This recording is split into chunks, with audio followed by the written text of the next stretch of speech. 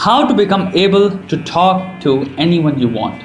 Why do we generally find that hard? Because of several assumptions. If you were asked to initiate a conversation with a stranger right now, you will experience the following reactions. 1. Before going up to somebody and initiating a conversation, our brain tends to run different simulations on how this conversation will go. In these scenarios, your brain takes into account all the insecurities you have, and on most occasions, these insecurities become the writers of these scenarios. So you tend to imagine the worst outcomes in which you get embarrassed, rejected, awkward, and as a result, you decide not to make a movement. 2. I have nothing to offer. I'm not interesting. I'm boring. I will not convince you otherwise. If that is your assessment about yourself, it must be true. There is a possibility that you might be selling yourself short, but you are certainly not delusional. To this, I would say 2 things. First, so what? Life in a modern, safe environment is boring. Think about this. How many activities in your planned out daily life just blow your mind away? In your daily routine, how many times does it feel that one task after the other is just filled with awesomeness? Life lived in the trail of seconds is boring. And to cope with that, we make plans to seek out excitement. Which is why you dress up before going to movies, shopping, to parties, hanging out, and on any such occasions. Because your expectations with such experiences, it is going to be exciting. But how many of such hopeful experiences just turn out to be complete letdowns? How many nights at the club with your friends, movies, hangouts are simply boring? It happens a lot. You know why? Because hope is a prayer. It's a wish. Hope has no ability to influence reality. Whether is it going to be a great night, a great time, a great experience, or a complete dud depends entirely on you and the people you are with. What does that mean? It means your life will be filled with excitement the moment you start taking actions that surprise, shock, and go against the predictable course that you have set for yourself. When you go against monotony, when you open up entirely new lines of possibilities by unplanned interactions and communications with your surroundings. Now apply this scenario individualistically in your life, in your everyday, you alone. That's the life you're living, waiting for excitement to magically happen to you, waiting for magical people, magical experiences to enter your life without any initiative. Your life is boring anyway, and that is not tragic. What's tragic is that it is not a choice. You hate it. So let me repeat it once more. Life, regular ass life, is boring. Not just for you, for all of us. So those who make the same routine exciting aren't different from you either. They are simply taking chances with the unknown, unplanned, and against their own overthinking self. Second, you have accepted that you are boring. You believe that it is a part of your personality. It's a label that you carry on your forehead. And with such a level of acceptance comes a certain strong level of enactment. If you believe something, you're going to act that way. Well, I have news for you. Just because you're boring right now doesn't make you boring forever. It is just a comment on your current personality and quite possibly a true one. But don't shy away because you got a bad review. It's all right to suck because it is not a permanent disposition. You can change that tomorrow. You have met, observed, and heard stories of many people who changed their entire personalities, grew out of their insecurities and fears, and emerged more confident than ever, and yet you feel helplessly assured that you're going to remain this way. Nothing will magically happen to you or for you. If you don't want to change, at least be honest that it is your choice. 3. The great mythical serum known as confidence, which we all want to be injected with. Here's the basic truth about confidence. It comes from familiarity. It cannot be learned, taught, practiced, earned. It is not a substance, it is a feeling. Feelings are a response to an external stimulus. In a familiar environment, you feel safe, secure, confident. In an unfamiliar environment, you feel alert, nervous, unsure of what to do or say. Confidence basically comes with the familiarity you build with the territory you are traversing in. We have been fooled way too much by reading quotes that begin with, confidence is the key. Confidence is the key to success or getting that thing you want. That's a bullshit quote.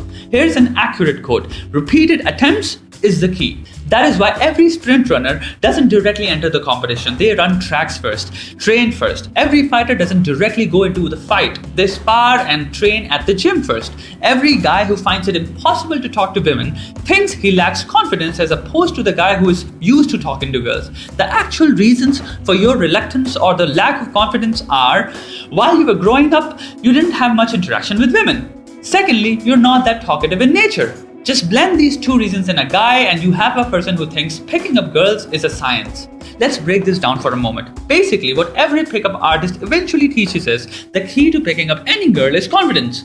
Replace the meaning of confidence with repeated attempts just for the sake of argument. Basically, he's saying talk to random girls as much as you can and you will learn.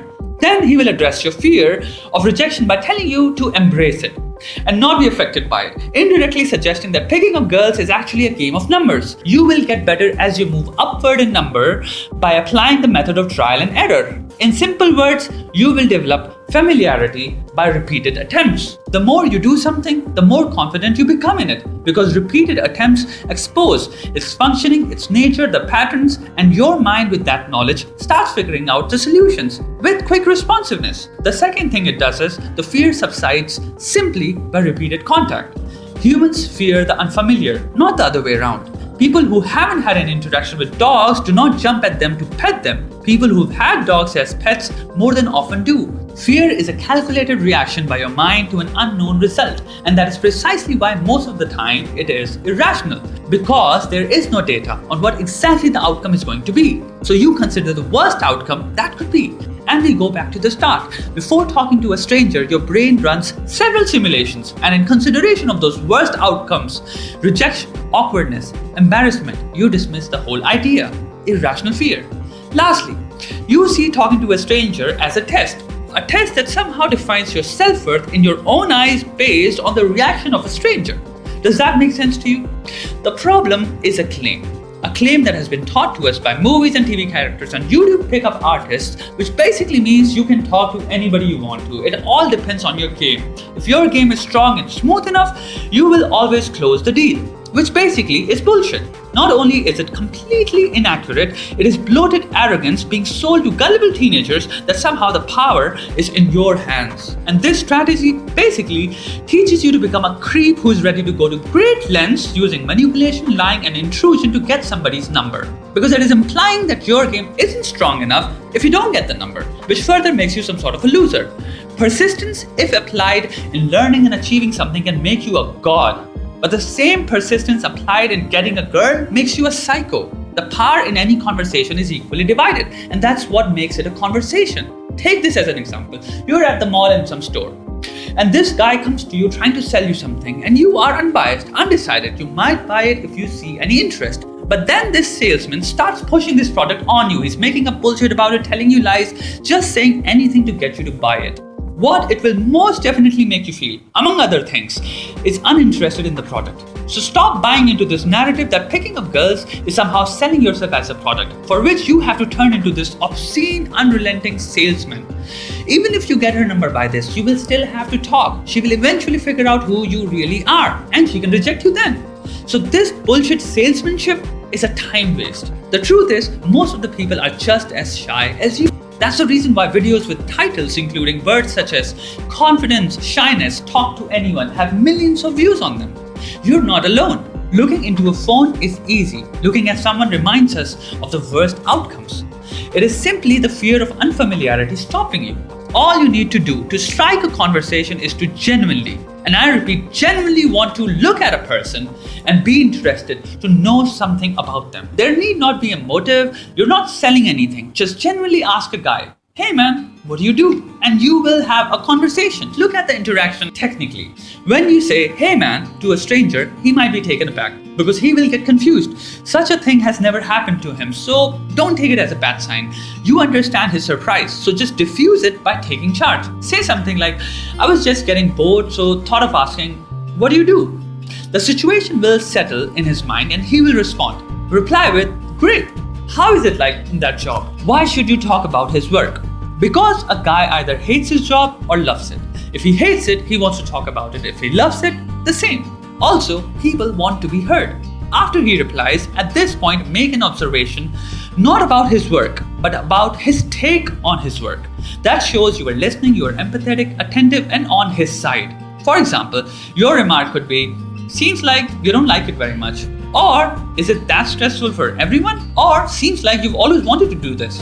Every subject has several dead ends. So always try to respond to the person's view on that subject. That conversation is free flowing. Now, there is still a chance that this conversation might die rather quickly. What's important is you had a conversation. There are several reasons why any conversation can immediately die or not even begin in the first place. A person is having a bad day, is in a bad mood, is in an unusual mood, is simply busy, or simply not interested. You can never tell what is going on in the life of a stranger. You, on the other hand, just took a step in the unknown, unplanned, and away from the predictable.